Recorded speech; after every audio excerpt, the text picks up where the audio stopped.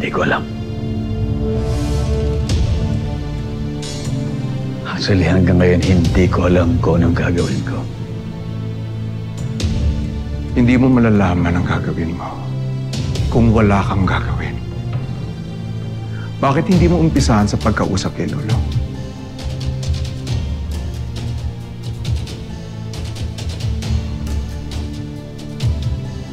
Sa palagay mo ba ganun kadali yun? Pagkatapos kong pahirapan ng tiyahin niya. Nagpapakawa ko, huwag yan tiyanin ako. Ngipin sa ngipin!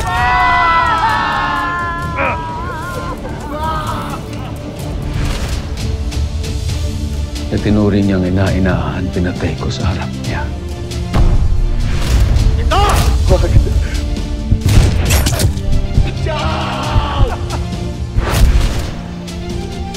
Pati ang mag-ina niya pinahirapan ko. Mahal mo ko, di ba? Nagbago ako para sa'yo, Elsie! Kaya akin ka lang! Akin ka lang! Saan ka pupunta? Nasaan ang anak mo? Sabihin mo sa akin, nasan si Mimay? Ha? Ultimo ang sarili kong apo.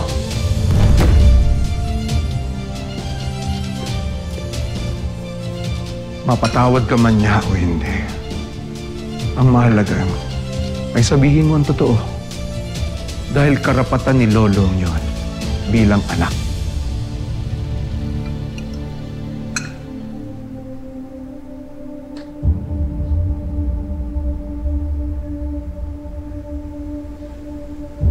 Ito ba ang tamang pagkakataon para kausapin ko siya o mas tama na hindi na lang ako makipagkita sa kanya kahit kailan?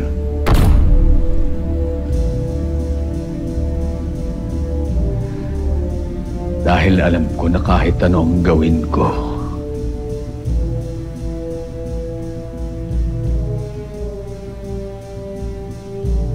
hindi niya ako mapapatawad sa lahat ng mga kasalanang nagawa ko sa kanya.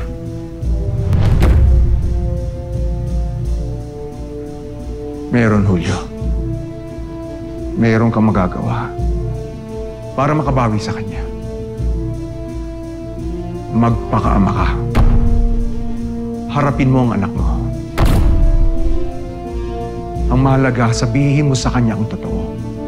Doon ka mag-umpisa. Kailangan malaman ni Lolo ang tunay na pagkatao niya.